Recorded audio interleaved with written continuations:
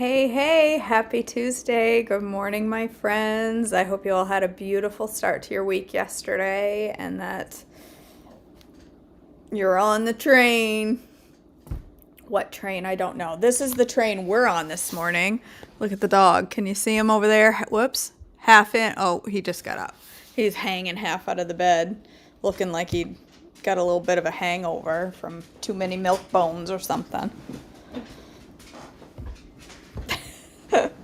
All right, let's do this thing. Oh, shoot.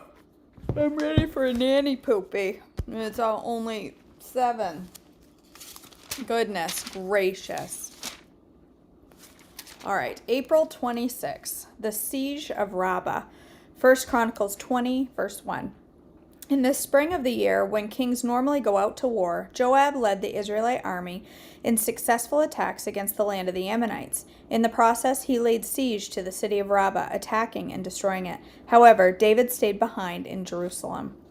2 Samuel 11:1. In the spring of the year, when the kings normally go out to war, David sent Joab and the Israelite army to fight the Ammonites. They destroyed the Ammonite army and laid siege to the city of Rabbah. However, David stayed behind in Jerusalem. David and Bathsheba, 2 Samuel 11:2-13. Late one afternoon, after his midday rest, David got out of bed and was walking on the roof of the palace. As he looked out over the city, he noticed a woman of unusual beauty taking a bath. He sent someone to find out who she was, and he was told, "She is Bathsheba, the daughter of Eliam and the wife of Uriah the Hittite." Then David sent messengers to get her, and when she came to the palace, he slept with her. She had just completed the purification rites after having her menstrual period. Then she returned home. Later, when Bathsheba discovered she was pregnant, she sent David a message saying, "I'm pregnant." Then David sent word to Joab, "Send me Uriah the Hittite." So Joab sent him to David. When Uriah arrived, David asked how Joab and the army were getting along and how the war was progressing.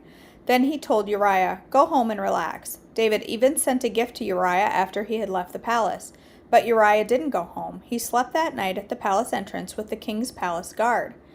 When David heard that Uriah had not gone home, he summoned him and asked, "What's the matter? Why didn't you go home last night after being away so long?" Uriah replied, "The ark of the enemies of Israel and Judah are living in tents, and Joab and my master's men are camping in open fields. How could I go home and wine and dine and sleep with my wife? I would swear I would never do such a thing." "Well, stay here today," David told him, "and tomorrow you may return to the army." So Uriah stayed in Jerusalem that day and the next day. Then David invited him to dinner and got him drunk. But he couldn't even get Uriah to go home to his even then he couldn't get Uriah to go home to his wife.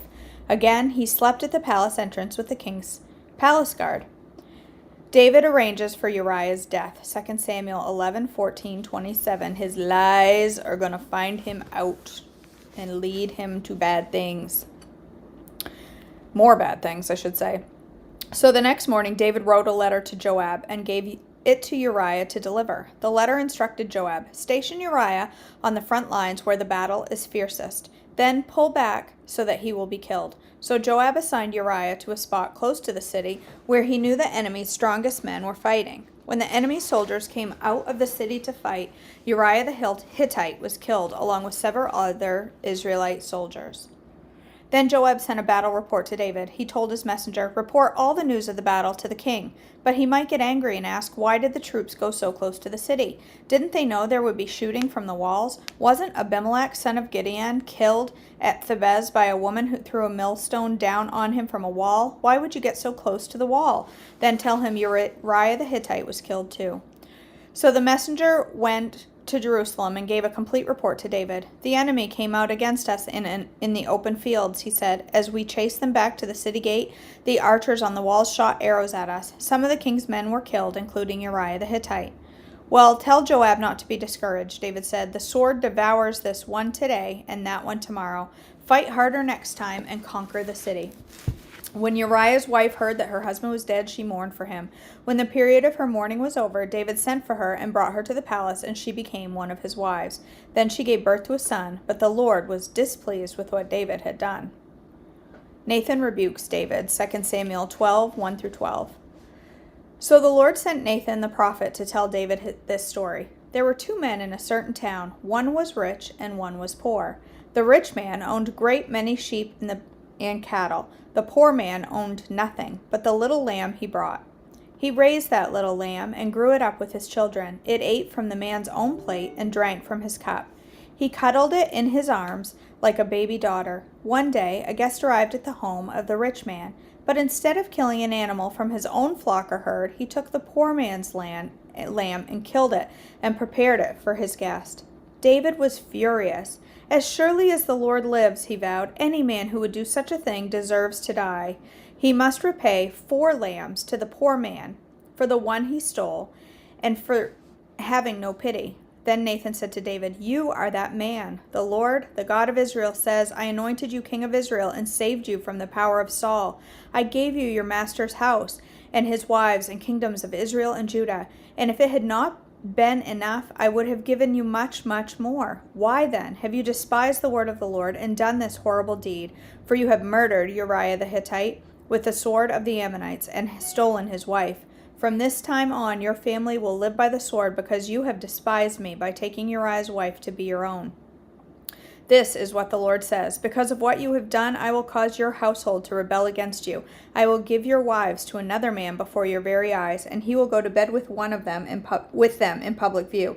You did it secretly, but I will make this happen to you openly in the sight of all of Israel." Has anybody seen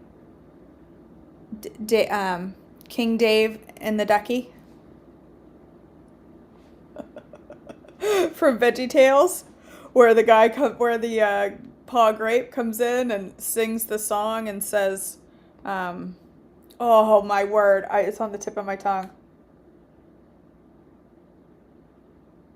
I can't remember it, but all I do remember is when he looks at King David and he says, "You are that man."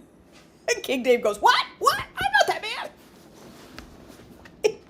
I love VeggieTales. I've learned so much from VeggieTales. All right. David confesses his guilt. 2 Samuel 12:13-14. Then David confessed to Nathan, "I have sinned against the Lord." Nathan replied, "Yes, but the Lord has forgiven you, and you won't die for this sin. Nevertheless, because you have shown utter contempt for the word of the Lord by doing this, your child will die." Psalm 51. For the choir director, a psalm of David regarding the time Nathan the prophet came to him after David had committed adultery with Bathsheba. "Have mercy on me, O God, because of your unfailing love, because of your great compassion. Blot out the stain of my sins. Wash me clean from my guilt. Purify me from my sin, for I recognize my rebellion, and it haunts me day and night.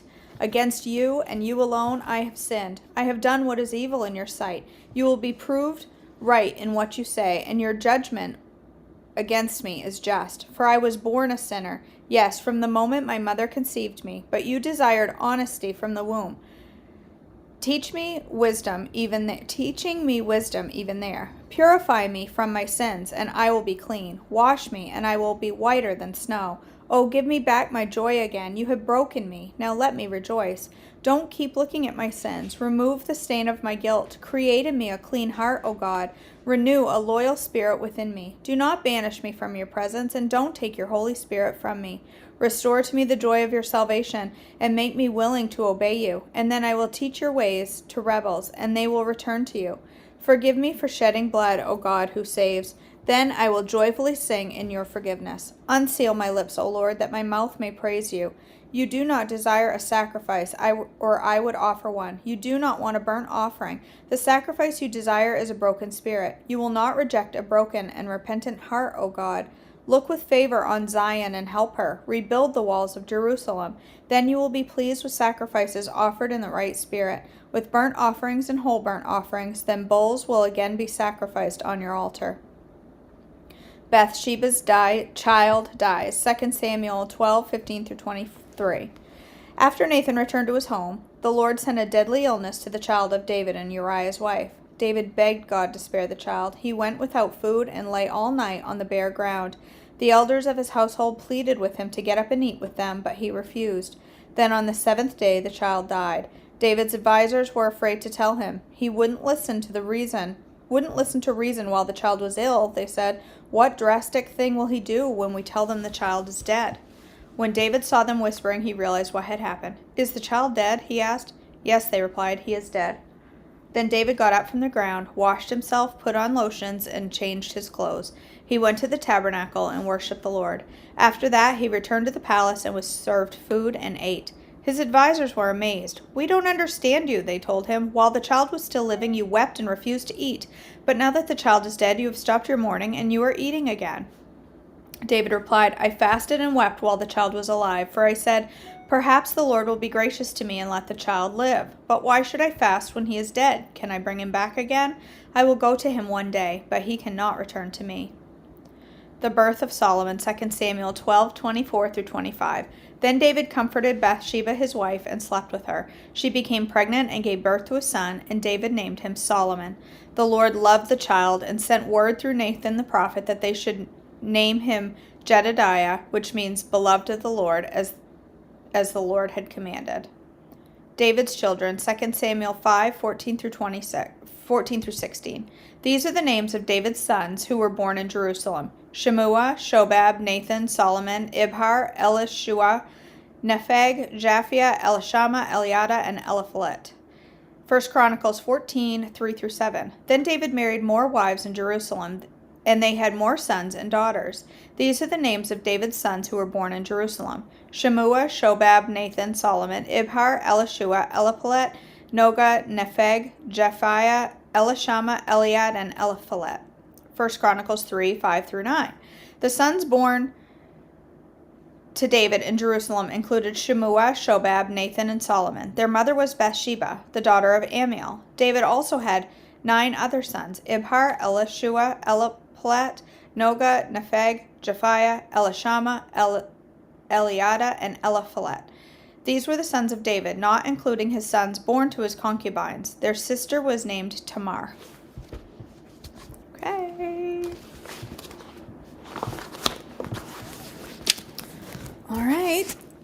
Let's jump into I'll Start Again Monday. We are so close to the end.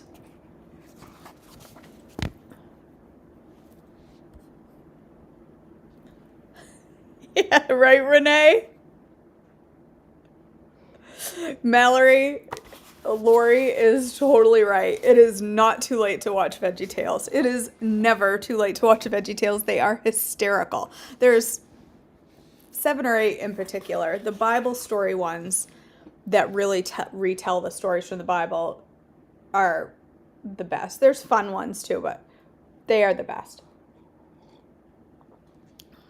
All right. The Demon in the Chips poster. In the last few chapters, we've been talking about replacing the old go-to scripts of rationalization with truth.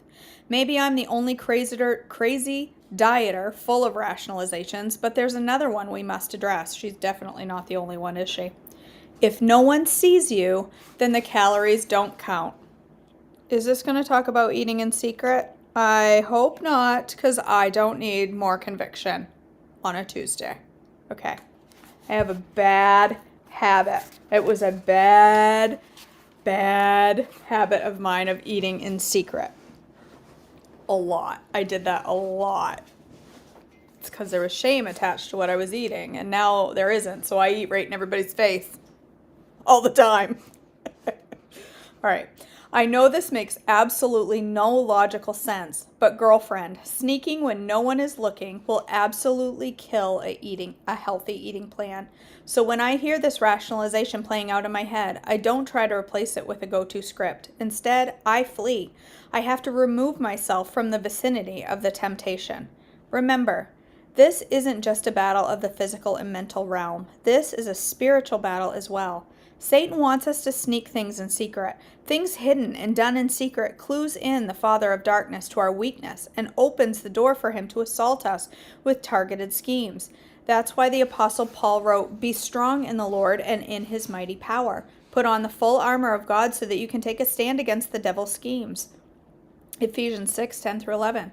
Here's how pastor and author Chip Ingram characterized Satan's schemes.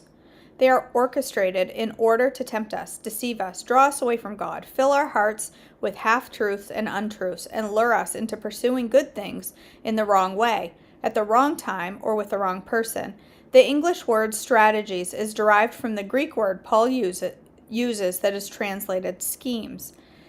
That means our temptations are not random. The lies we hear, the conflicts we have with others, the cravings that consume us when we are at our weakest points, they are all part of a plan to make us casualties in the invisible war. They are organized, below-the-belt assaults designed to neutralize the very people God has filled with his awesome power. Did you catch what Chip included in his list of Satan's specific schemes? Cravings that consume us when we are at our weakest point. Yet we must remember we hold a power greater than any craving we face. Just the other night, I faced one of my fiercest battles with this. I had a busy day and decided to grab takeout at one of my favorite restaurants on the way home. I ordered grilled fish and steamed broccoli. Pleased with my choice and my self-discipline, I proceeded to the pickup area, and that is when the assault started. A giant poster of the best chips and salsa you've ever seen was hanging over the takeout register. The girl behind the counter was trying to ask if I needed plasticware to confirm my order. Inside my brain, a weak-willed woman started screaming, "No, my order is not correct. I need chips, lots and lots of those chips." It was like those chips were dancing in front of me and singing the words from that 80s tune, "Don't you want me, baby? Don't you want me? Oh." I wanted, oh. Don't you want me, baby? I had to think of the tune. I wanted to start reciting that old script in my head and would justify me right into a chip frenzy. You've had such a hard day. You've been good for so long. Who would ever know? And if no one else knows, the calories don't really count, right? Plus, it's just an order of chips and salsa. Everything else you've ordered is so healthy. Just do it this time and then be good for the next couple of days. But something else was tugging at my mind. Truth. Lots of scriptures we've already covered sprang forward and started doing battle with the old script trying to lead me astray. I could feel the tension, literally, as I stood there taking way too long to answer whether or not I needed a plastic fork. Truth and lies were fighting for my attention. That's when it occurred to me. I held the power to determine who would win. I held the power, not the chips. And the power was to acknowledge that I'm not yet at a place where I can handle just a few chips. My brokenness cannot support that kind of freedom. Therefore, I had to flee. I had to remove myself from the source of temptation, and I had to do it immediately. My hollow stare suddenly became an unwavering look of determination. Yes, I do need a fork with this fish and broccoli, and I could picture the girl rolling her eyes as she bent down to get my fork, wondering what kind of Fruit Loop has to think for such an inappropriate amount of time about whether or not she needs a fork. But I wasn't focused on her quizzical expression. Instead, I forced myself to focus on walking out that door. As I drove home, one verse kept coming to mind. They gave in to their craving. They put God to the test. Psalm 106:14. By the time I got home and filled myself with a healthy fish and steamed broccoli, I realized I had no desire for the chips and salsa. None. I was satisfied with my healthy choices. What made the difference? Let's take a closer look at that verse in Psalms. In the desert, they gave in to their craving. In the wilderness, they put God to the test. The desert is a place of deprivation. In a deprived state, we are much more likely to give in to things we shouldn't. I was really hungry when I walked into that restaurant. I was in a weakened state and faced with something that could instantly and easily fill me. That's what I call a danger zone. Inside a danger zone, the lies and rationalizations of the enemy sing so sweetly, alluring sights and smells coupled with salivating taste buds specifically arranged by the enemy for my destruction. This is the exact point at which I must start reciting truth. Pack up my fish and broccoli and flee. Deliberately flee. I had to stop thinking about what I shouldn't have and park my mind on being thankful for what I could. I could have delicious grilled fish and steamed broccoli, food that is healthy and beneficial for my body. We must embrace the boundaries of healthy eating plan we choose, and we must affirm these boundaries as gifts from God who cares about our health, not restrictive fences meant to keep us from enjoying our life. Vulnerable, broken taste buds can't handle certain kinds of freedom. Boundaries keep us safe, not restricted. I learned this through our sweet little dog, Chelsea. She is not the brightest bulb in the lamp. Though she has plenty of room to run and play inside our fenced-in yard, she is obsessed with trying to attack the tires crunching against our gravel dirt drive whenever someone drives on our property. As a result, she had her second unfortunate encounter with a moving vehicle about the same time I started my healthy eating plan. I wept like a baby when I saw her, but other than a broken front leg, a severely scraped up back leg, and a nose with half the flesh missing, she fared okay. Mercy. The vet informed us that for her leg to properly heal, we'd have to keep her calm for 3 weeks. I asked if he could give her some nerve pills and throw a few in for me too. It would be a challenge to keep Chelsea still for 3 minutes, but 3 weeks? Well, 2 weeks into the healing journey, all that stiffness got the best of sweet Chelsea in the middle of the night. She decided she would punish me with a fit of whining, crying, and banging my closed bathroom door. She wanted out, and she wanted out now. She wanted to run and chase some unsuspecting night creature. She was sick of sacrificing her freedom. To be honest, I wanted her to be able to run and chase a night creature too, but my love for this dog would not permit me to allow her to harm herself. Her brokenness couldn't handle that kind of freedom. Not yet. The truth behind Chelsea's brokenness struck me as quite applicable to myself as well. My brokenness couldn't handle freedom with food outside the boundaries of my plan. Not yet. Eventually, I will be able to add some things back into my diet in small quantities, but not yet. My brokenness with food runs deep. Because it does, my new healthy habits need time to run even deeper. Here are some of the healthy boundaries I have set to ensure success. I highly recommend reading through these often. They've proven to be really helpful for me to stay in a good place with my healthy habits. God has given me power over my food choices. I hold the power, not the food. I like this girl. Her and I think alike. If I'm not supposed to eat it, I won't put it in my mouth.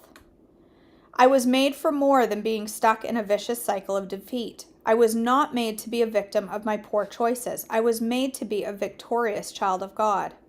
When I am struggling and considering compromise, I will force myself to think past this moment and ask myself, how will I feel about this choice tomorrow morning? If I'm in a situation where temptation is overwhelming, I will have to choose to either remove the temptation or remove myself from the situation.